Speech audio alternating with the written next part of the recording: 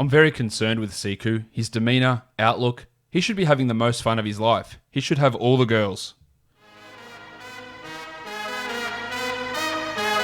You are Locked On Fantasy Basketball, your daily fantasy basketball podcast, part of the Locked On Podcast Network, your team every day.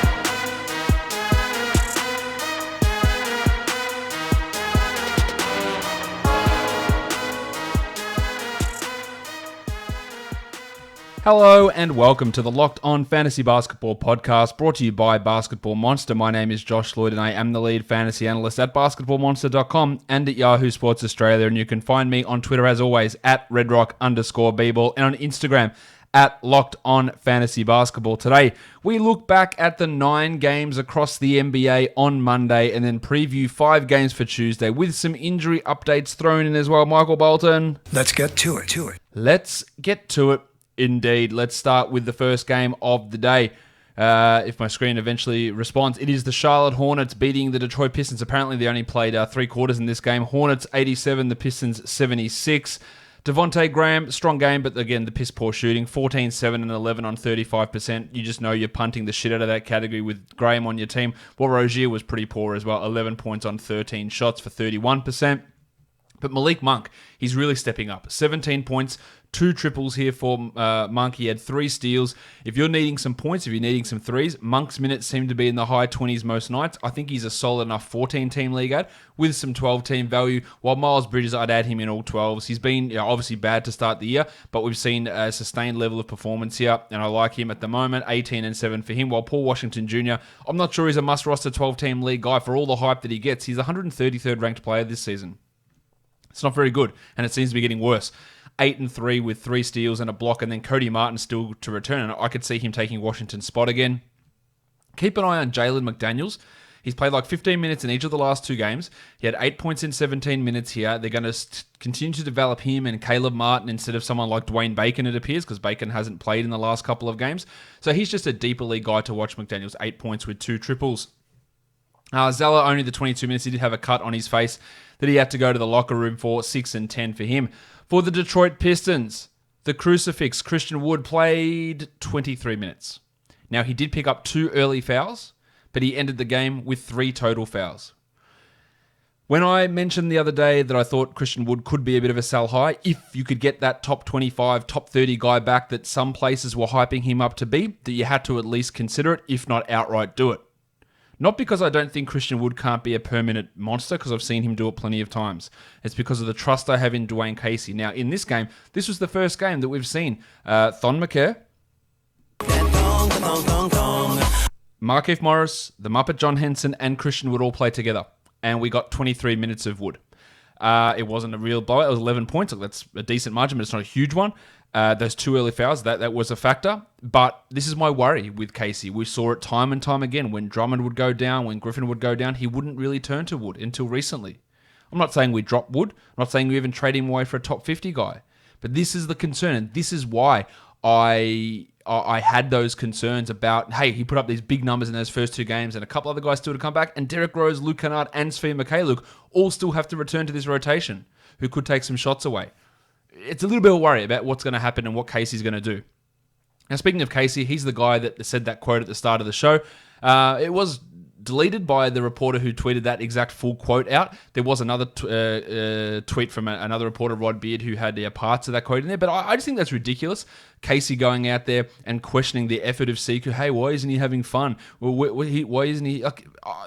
Maybe it's a hard adjustment. Maybe the fact that you show no faith in him, you start him, and then you say, nah, he's got to go to the G League, and then you start him, and then you pull him off again. Giggity! Maybe that's messing with his confidence, and maybe you have to have a different approach for different blokes, Dwayne. And I know you're a shit coach, because I've been saying you're a shit coach for years and years and years, and the stuff you do is utterly confusing. If there's a guy that has that sort of mentality, and you can sit there and call him a soft cock as much as you want, that's just how people react to things differently. Maybe he is a guy that's more sensitive, a guy that has confidence issues, especially at the age of, what's he just turned 19, Sekou. It's a really interesting thing for me to hear Casey be so quick to pull him in and out of lineups, and then to come out and question his effort and his passion or love of the game. It's not good, in my opinion, and we'll see what that does moving forward. As for Sekou, he had just the 4 points. And I am not saying that Sekou's been playing well, because he hasn't been. He has not been playing well. But I am pretty sure that if you're not playing well, having your coach go out there and say, hey, why aren't you out there smashing pussy left, right, and center, and why aren't you playing with more effort? Is that going to help you? What's going on? Speaking of Thon McCurr, 24 minutes, 12 and 12, 2 blocks. That's a really strong performance. That's a good game. I do not buy him as a 12-team league guy. He still only played under 24 minutes. He's a 14-team league guy at best, while the Muppet had 3 blocks, Johnny Henson, 7 rebounds, and 7 points and 8 rebounds, but only 17 minutes, more of a block specialist. Markieff Morris, who'd been out, he came back. Of course, when you've got a chance to develop someone, you've got to give 21 minutes to Markieff Morris. He had 10 points there. We also got 13 nonsense minutes from Brandon Knight, while Reggie Jackson, who has been playing out of his brain, he is not this good, he is not that efficient. Yes, he is not, because he had 2 of 11 shooting for 8 points with 3 assists. Rose, Mikhailuk, Kennard are all coming back. I don't think Jackson's going to remain even a top 120 guy when all those guys return. And this was, he'll probably be better than this game. I don't think there's any doubt about that, but I don't think he'll be as good as those sort of numbers that he had been putting up recently. The Shark Bruce Brown had 10, 12, and 5 in his 39 minutes. Again, he is going to lose a lot when those other guys return, whenever the hell that may be. Let us move on now to the next game that we take a look at. The Brooklyn Nets and the Indiana Pacers. The Nets get the win at the end. A Spencer Dinwiddie game winner, 106-105. Spence had 21, 6, and 11 without Kyrie Irving. Now, he shot horribly, 27% from the field, but that has been a pretty common thread from Dinwiddie for most of this season. He has had real struggles with his efficiency for real long stretches of time. Karis LeVert, another guy who, and I've been criticised for this, and I will take that criticism. Hey, Josh, you said that he was a drop, and now he's come out and he's destroying people on my opponent's team. Well, that's all well and good. I didn't think that was me talking about, hey, this Nets team is fully healthy and he's just not going to get the touches when Kyrie was healthy. Then Kyrie got hurt, and coincidentally, the extra minutes came to Karis, and he started shooting and having 40% usage on 70% true shooting, numbers which no way of sticking. Well, he played to 33 minutes, and then he had a true shooting of, if I can say it here, 38%. 11, 2, and 3, 2 steals and a block, 31 from the field, and 67 from the line. These are the numbers why he, to me, was a drop. He got those extra minutes, he got into a real 3-4 game hot streak, and it looked dumb to drop him.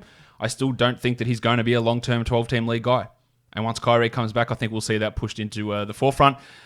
Jarrett Allen, man, 20 minutes. Now, 13 and 8 and 2 blocks is good. The minutes are the concern, though. Only 20 minutes, while DeAndre Jordan played 28 and had 11 and 19 with 2 blocks. If you need rebounds, if you need field goal percentage, Jordan's fine as a back-end 12-team league guy. While Allen, he's not a drop, but it's absolutely a worry with how they're prioritizing Jordan at the moment.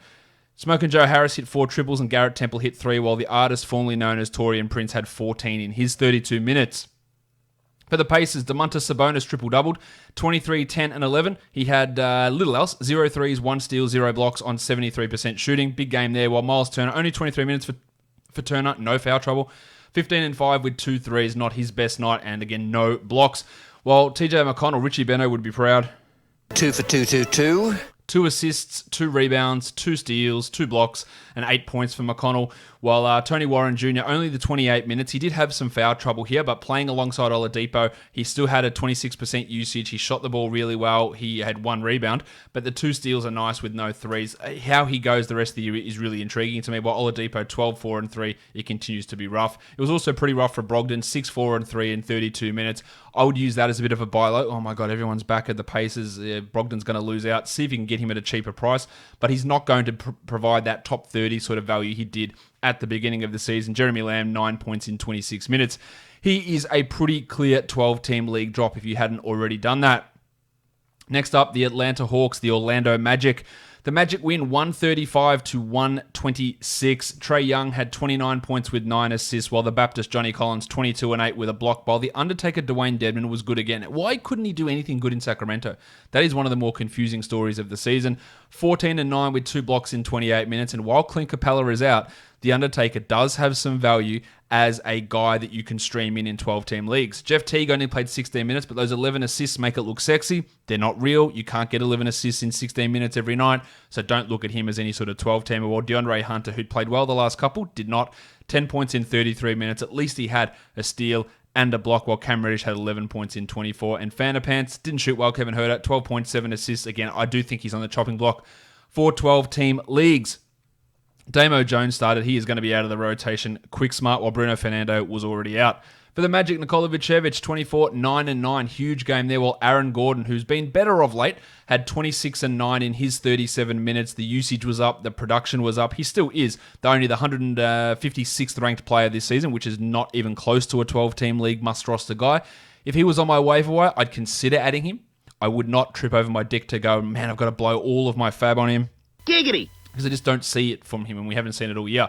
Fultz had 13 with 8 assists and 3 steals, while Terry Ross got things going, 21 points with 5 triples and then a whole bunch of ones. 1 rebound, 1 assist, 1 steal, and 1 block.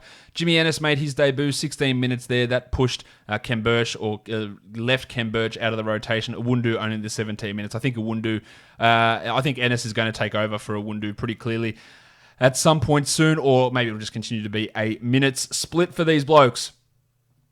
Next up, we look at the Minnesota Timberwolves, the new look Minnesota Timberwolves, and the Raptors. 137 the Raptors, 126 the Timberwolves. The Raptors really pulled away in the fourth quarter, started annihilating them, and that Timberwolves defense is absolutely rough.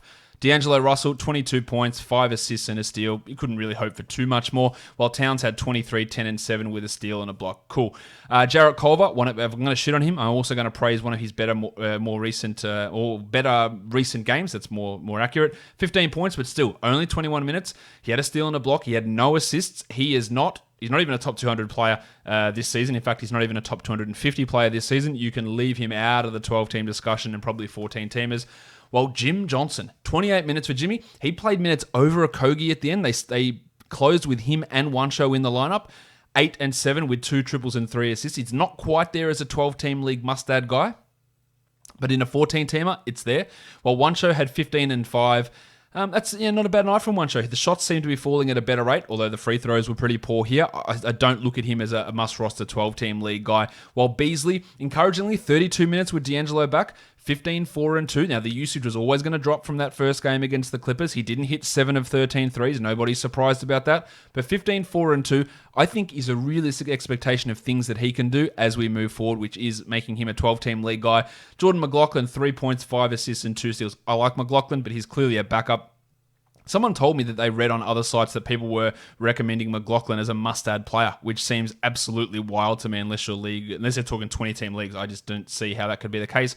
Well, Okogie to me is only a steal specialist, 9 points in 23 minutes for Joshy. For the Raptors, the Jedi, OG Anunoby. Hello there.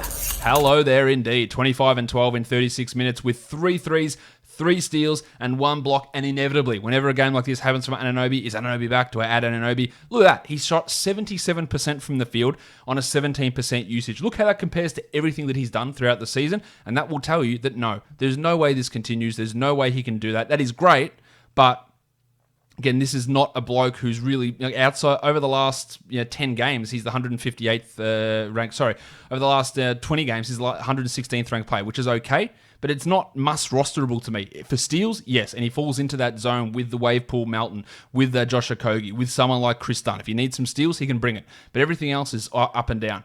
Kyle Lowry returned after a 1-game absence, played 40 minutes in an 11-point win. That's unnecessary. 27, 7, and 11 with 2 blocks, while Siakam had 34 and 6, and Van Vliet 16, 2, and 7.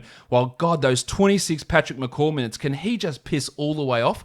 He had 3 steals, so that's maybe why, but he got those minutes over Terrence Davis. And with Serge Ibaka a late scratch due to an illness, it wasn't the Waterboy Chris Boucher. It was Rondae Hollis-Jefferson who started and played well. 21 points, 34 minutes, 6 rebounds and 3 steals in a Houston Rockets-esque small ball type lineup.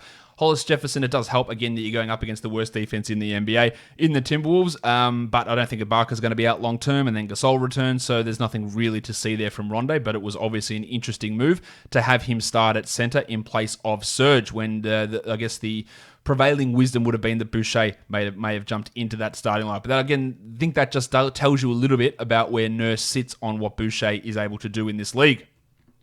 Let's move on. The next game up, we're looking at the Sacramento Kings and the Milwaukee Bucks. The Bucks get the win, 123-111. The pencil, Harrison Barnes. Barnesy.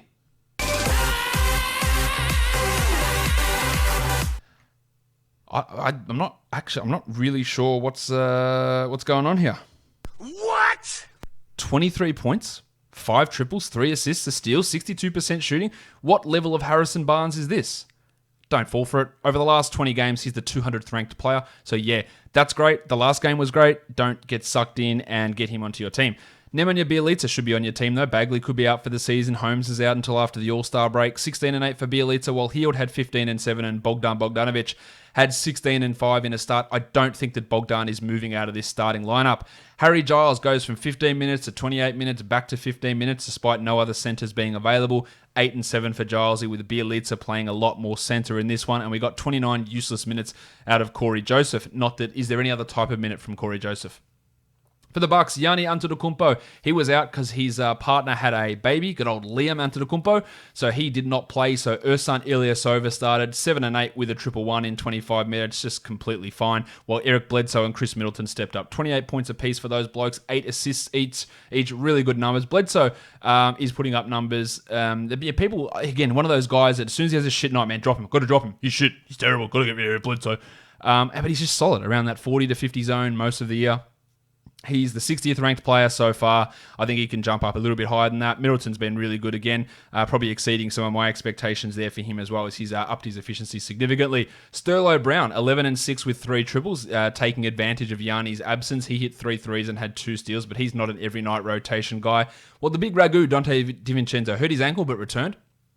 10 points and 2 steals. And he was one of those names again, like we talk about Anunoby. If you're looking for steals, like you can get 1.6 to 1.7 steals a game out of DiVincenzo, and that can give that value, but it also does skew overall rank numbers.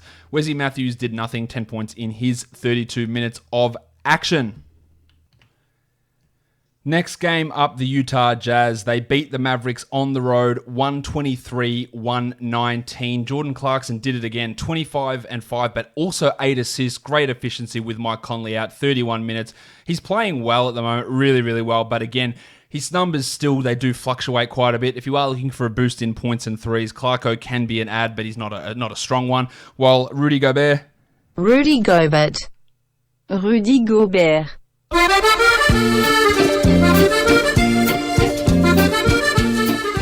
17-16 for Gobert in 36 minutes. He blocked a shot. He was a perfect 7 of 7 from the field, while the Don had 23 points. He's Don. He's good. Conley was out. Ingles couldn't hit a shot, 7 points on 8 attempts, but 8 assists and 3 steals. I do think that he's close to a 12-team league drop, while Bojan had 23, 3, and 2. And Moutier stepped back into the rotation and played really well. 12 points in his 15 minutes, while Royce O'Neal did absolutely nothing as a starter. For the Mavericks, Delon Wright did hurt his ankle in this one, and he never returned. Timmy Hardaway, 33 points in 37 minutes with 5 triples. Again, more just a streamer, more just a points and threes type of guy, but this was strong, but he also shot 67%, while Porzingis had 28-5 with 2 blocks, really upping that usage with Doncic out. Seth Curry didn't start, but he started the second half. 15 points in 35 minutes for Seth, while Maxi Kleber, he was on my droppable guys today. I think that's pretty clear. 5 points in 23 minutes. The burner had 8, 2, and 6, Jalen Brunson, and with Doncic likely to return next game, I think you can drop Brunson ahead of time. Breyer had 11 points. He was back in the rotation for this one, while Finney-Smith didn't do a huge amount. Not someone I really consider to be a 12-team league guy, despite the fact that he is the 157th ranked player over the course of the season. Willie Cauley-Stein played 5 minutes, by the way. Again, surely nobody has him in 12-team leagues. Absolutely nobody should have anything to do with Big William Cauley-Stein at this point. All right, on to the next game. The San Antonio Spurs end up going down to the Denver Nuggets. They were up like 20 points in this game, and then you turn around, the Nuggets are back in it, and the Nuggets get the win 127-120. That's huge for Denver. DeMar DeRozan was a very, very late scratch in this one with back spasms. He was there in the locker rooms. He was there warming up and then didn't play. So Lonnie Walker, the drip, got the start. He didn't do too much. 4, 5, and 4. I'm most encouraged to see Walker getting 5 rebounds, 4 assists and 2 steals, because that's always been my concern with his game, is the lack of peripheral numbers outside of scoring, and the shooting numbers are a concern. He's not going to have really much of an impact this season. Aldridge had 33-6, while DeJounte had 14-6-9, and Bryn Forbes had his 3rd straight, solid enough game. But Bryn is only a guy we look at in the deeper formats. Maximum Derek had 15, 2, and 4 on 20% shooting, which is obviously rough, but he got to the line 10 times and hit all 10 of those. That is a wild stat line there from Maximum Derek White, who still remains as more of a 14-team league guy, unfortunately. On to the Nuggets. Big Chungus Nikola Jokic looked pretty sluggish in this one. Only took 8 shots, but ended up with 19, 8, and 13. While the Blue Arrow Jamal Murray went to the locker room with his ankle, returned, and had 26, 2, and 6. While Paul Millsap continues to be unbelievable off the bench. Now, 35% usage is not sticking. 62% shooting is not sticking. But he had 22 and 7. He hit 4 threes. He had 2 steals and a block. I think the biggest impact of him playing this well means that Jeremy Grant's value is cooked. 8 points in 30 minutes for Grant. I'd be more than okay with moving on from him in a 12-teamer. Gary Harris, 8 points with 2 threes in 26 minutes, while Torrey Craig, he was nice in this one, Craig. He's really, really good defensively, but not someone we look at for fantasy value. Jordan McRae made his debut for the Nuggets, 8 points in 17 minutes. He's only, of course, going to be a deeper league player, and they are still waiting for Mason Plumlee, Farton, Will Barton, and Mick Porter to all return, and that is going to have, obviously, some sort of an impact on the rotation here for the Denver Nuggets.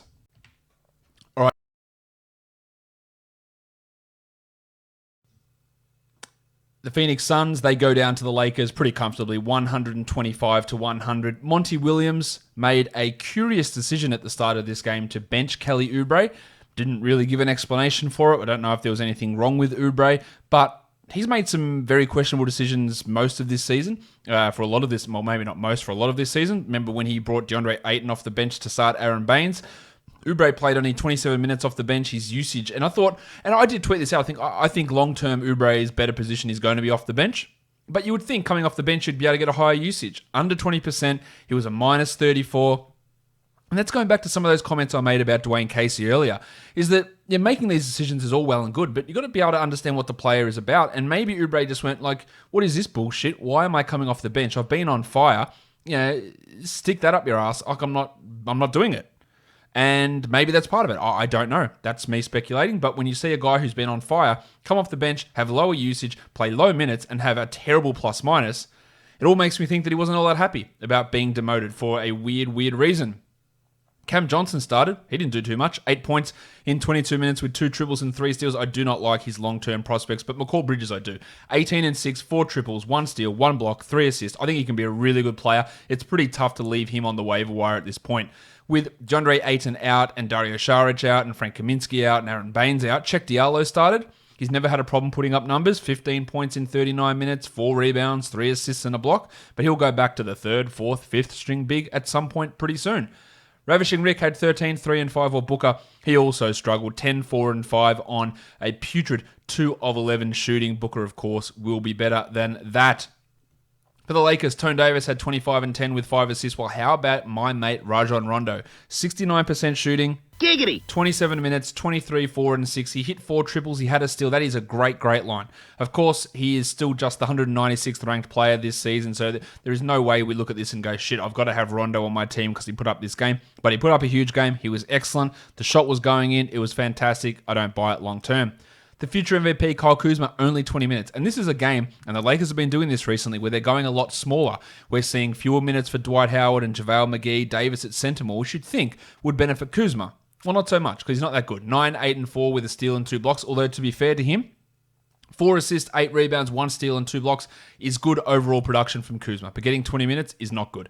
KCP dropped in 13 points, while Avery Bradley followed up his big game with a not as big game, 12 points with not much else, and of course we just leave KCP and Bradley on the wire. Dwight Howard's a pretty clear drop as well. Although he did have 14 and 15 and got the minutes up late in this one. Played 25, but that was a lot of that was garbage time there. While LeBron had 17, 8 and 9 in his 30 minutes. We go on now to the last game of the day. A pretty interesting one here, the Miami Heat and the Golden State Warriors. The Heat win 113-101. Jim Butler returned to action. Because he's my butler.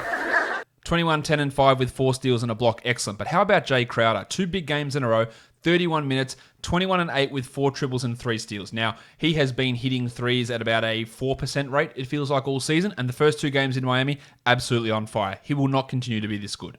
The minutes are the most intriguing thing. But of course, there was no Tyler Hero. There was no Myers Leonard in this game. So how that all fits in is going to be really interesting. He's an interesting 14-team league guy, but the minutes are way higher than I expected. They also made a change, and this is something I have been talking about as well, that it looked like they were trending towards playing more Bam at center. Olynyk went to the bench and Derek Jones Jr. started. Olynyk was great on the bench. 12, 6, and 11, played that Adebayo role. And that did reduce Bam's playing time, who had 13, 11, and 7 in 27 minutes. Olynyk, a career high 11 assists there. I'm not buying it. He is notoriously inconsistent. While the Spur Dunk Robinson, 17 points with 5 triples. We know what he does. He hits threes. That's what he does. Well, Derek Jones, someone I've never really bought into as much as other people. 8 points in 20 minutes for him, while Iguodala 2, 5, and 2. Again, no one should be rostering Iguodala in 12-team formats.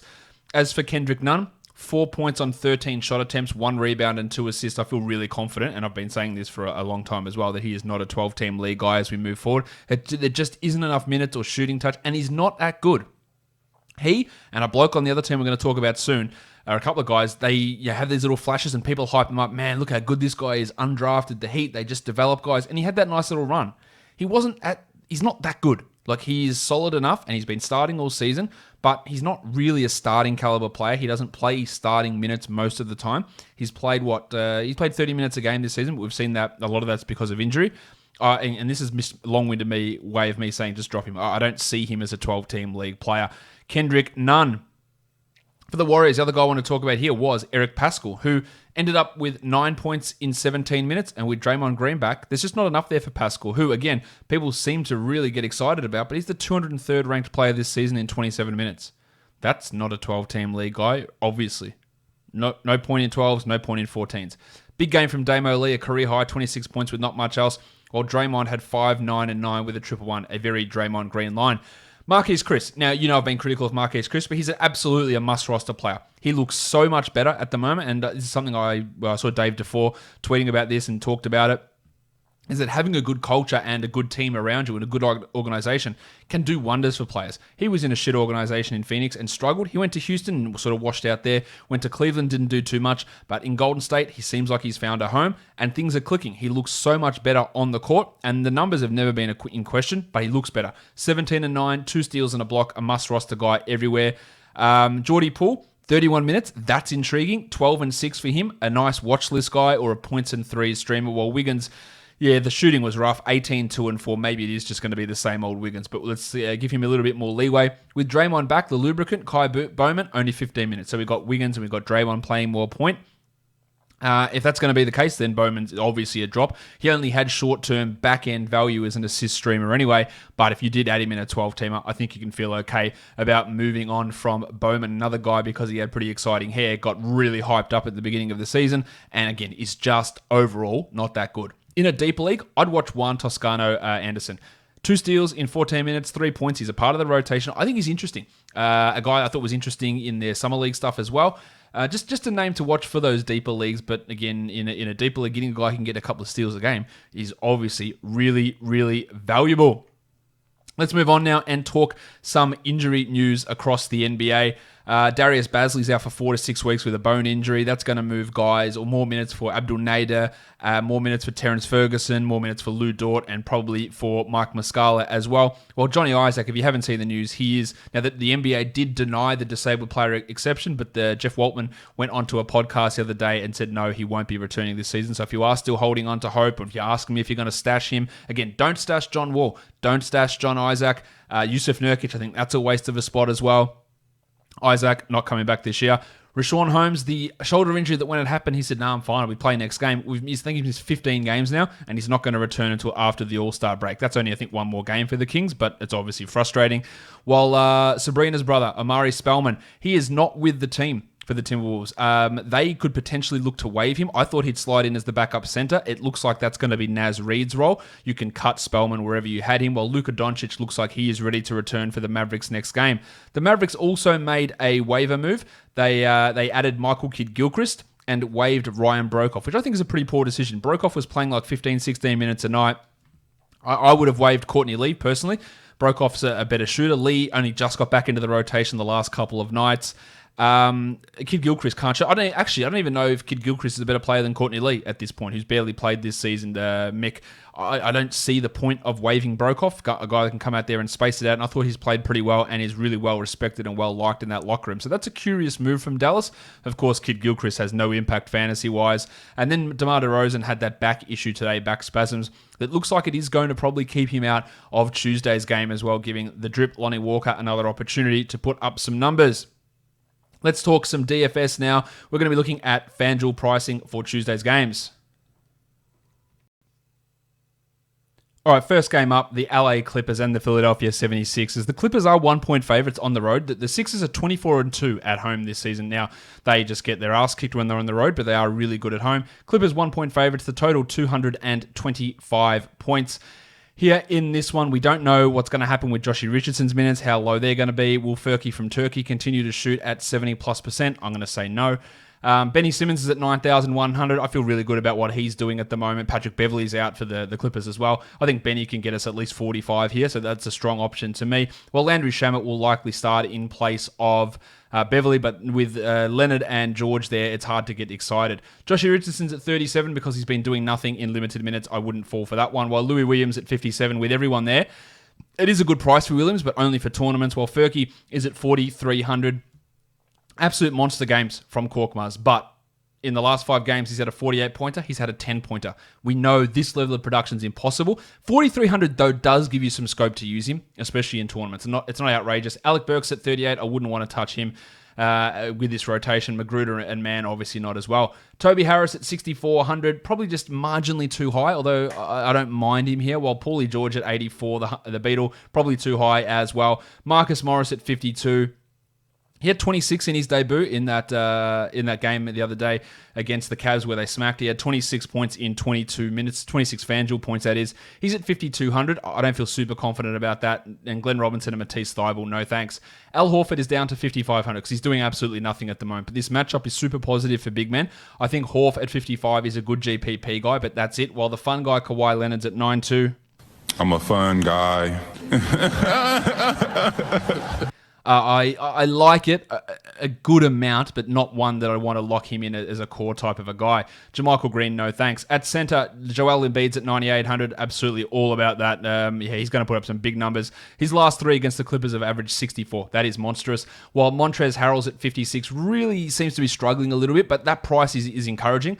Only for tournaments there. Well, Ivica Zubats at 4,800, probably priced about $500-$600 too expensive in my mind. The next game we take a look at, the Chicago Bulls, the Washington Wizards. The Wizards are 2.5-point favorites, and the Wizards, amazingly enough, guys, are ahead of the Bulls in the standings. The total is 230 points here, of course. Daniel Gafford, Thomas Satoransky, Ryan Archer-Jacquino, Zach LaVine, and every other dickhead in the world seems to be listed as probable for the Chicago Bulls. Gafford was healthy last game and then didn't get into it at all because when you got to run Chris Felicio and Luke Cornett, modern-day Robert Horry, when you got to run those guys, it's just no room for your promising rookie who leads all rookies in block shots. At point guard, Kobe White's at 4,100. I see no interest in that one, while Satoransky's at 55 and Ish Smith's at 51. Now, Smith played a good game the first time after the trades and then a shit one the second one. I'm not super interested in him here, while Shabazz Napier's at 44. Napier maybe for tournaments. I think I just avoid that Wizards point guard situation altogether. Ryan Archer-Jacquino, no thanks. Big Shaq Harrison. Big Shaq. He is at 3,700, and I don't think I really care for that all that much. Zach LaVine at 9,000. Now, that is a big price for LaVine. I think it's $500 too much. And then the matchup's good because it is against the Wizards. I'm not super interested in him at that salary. While Beal's at 9,800, also really high. I think both of those guys probably are fade-off players. Troy Brown's at 45. He's just not getting the minutes to look at anything more than a tournament, while Chan Hutchison's at 4,600. Not a bad cash floor for Hutchison because he is getting minutes with Dunn and Porter out, but I think his upside is also pretty limited. At power forward, Bertans is at 58. I like that for cash with some upside, while Hachimura is at 53. Also, not a bad cash floor value for Rui. Thad Young's at 56. I'd rather take Rui at the 5,300 mark there, while Luke Cornett at 44. Is he a 7-point guy? Maybe. Is he a 30-point guy? Maybe. Sure, in a tournament, but I don't really like it that much. Dan Gafford, hard to trust. Mahinmi, hard to trust. There is no Tom Bryant, so we could get another good game from Flaming Mo Wagner.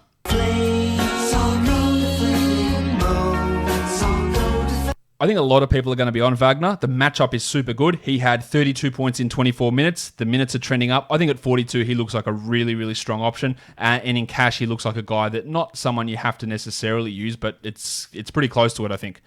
The next game, we take a look at the San Antonio Spurs. They're on a back-to-back, taking on the Oklahoma City Thunder. DeMar DeRozan was a very late scratch before Monday's game, so if he is out again, you're going to get more of those Lonnie Walker, Marco Bellinelli type minutes. For the Thunder, Darius Bazley's out for the next 4 to 6 weeks with a knee issue, so you're going to get someone like Abdul Nadir, Luguentz Dort, and Terry Ferguson, and maybe some Mike Muscala filling into that role.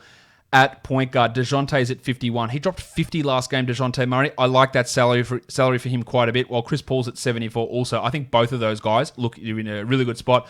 While maximum, Derek White.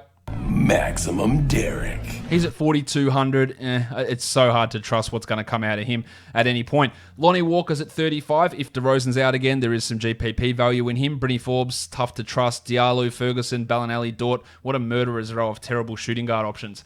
At small forward, the Rooster, the Italian cock, Danilo Gallinari. Hands off my cock. He's at 6,100. I love that cash value. Maybe not high upside, but lovely, lovely, lovely cash floor, while Rudy Gay is not interesting. For your power forwards, Aldridge at 71 has had a history of eviscerating the Thunder, averaging 49 the last three. I like him a lot here. Noel at 44 is not someone I'm that keen on. Same with Trey Lyles. And then for the centers, Adams has been atrocious. He's at 5,200. He has done well against the Spurs in the past, and centers have had some pretty good luck against San Antonio this season. But at 5,200, only looking at him as a tournament guy, while Jakob Poeltl, not really interested in him while Aldridge is playing. Next game is the Portland Trailblazers and the New Orleans Pelicans. Anthony Simons has been upgraded to probable, while so has Zion Williamson, and Brandon Ingram remains questionable. If Ingram's out, it does help guys like Redick to get a little bit of a boost in their playing time. At point guard, Lonzo Ball's at 6,700. Really like the floor value. The matchup is super favorable for Lonzo. You should be expecting 30 points from Lonzo, and then pushing to 35, 37 is not a big stretch there, while Lillard's at 9,800. Had one game where he was a bit down, but otherwise he's just dropping 50s consistently. He looks okay at that price. It might be a bit inflated, though.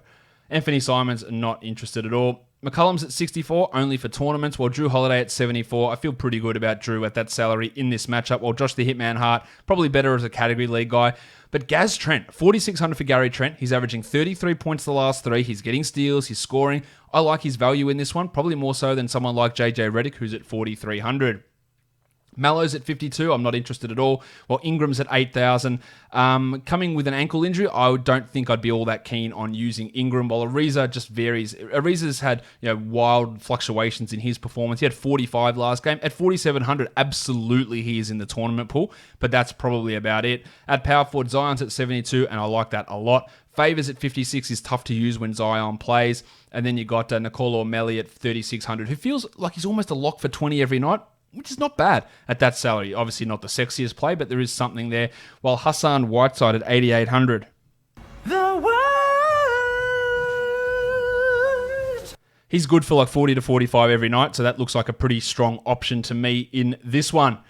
Let's go on now. The last game of the night for Tuesday, it is the Boston Celtics and the Houston Rockets. The Rockets are 2.5-point favorites, and the total here is 231. Jaylen Brown, who I thought would miss a game, doesn't look like he will. He has been upgraded to probable. Russell Westbrook at point guard, 10,100. Westbrook is really thriving in this new Rocket system. Love him for a 50-point pluser here. While Kemba's at 71, probably more for tournaments, although he has in the past really done well against Houston, but most of that was as a member of the Hornets. For your shooting guards, Harden's at 11.3, always interested in him at that price, while Marcus Smart at 51. With everyone healthy, that's tough to get behind. Jalen's at 5,900, hasn't really been at that level, and I don't really look at him as a great option here, while Dan House at 51 with Eric Gordon out, not a bad cash play there for House. Gordy Hayward's at 63, I also think that is a significantly better play than what Jaylen Brown is. For your big men, Bob Covington's at 6,000. I think more of a category league guy than a DFS guy. And then you got Vanilla Tice at 49, who had a real big game in his return. He had 34 points in 30 minutes. I don't feel super strongly with him. But for Tatum at 8,500, he's just routinely giving us 40 pluses. I think we have to look at him in a positive light in this one. At center, PJ Tucker's at 4,300. No, thank you. And Enes Kanter at 43. Also not someone who's going to get the job done, in my opinion. If you flip it over now, look over at DraftKings. I like Covington there at 52 a lot. Gallinari, Bertans, Troy Brown, Zion, Russ, Zachary Levine, Benny Simmons, Joel Embiid, Hachimura, Gilgeous-Alexander, Whiteside, Paul, Aldridge, and James Harden all come through as pretty decent options. That'll do it for me today, guys. Subscribe, Apple Podcasts, Google Podcasts, Stitcher, Spotify, and on YouTube, where you can go leave a thumbs up, drop a comment down below, tell me what you thought of the show. If you have any ideas or things that conflict with things that I said, hey, I'm always happy to hear them down in the comments below and get into a pseudo argument with you. So go and do that. Follow me on Twitter at redrock_bball, guys. We are done here. Thank you so much for listening, everyone. See ya.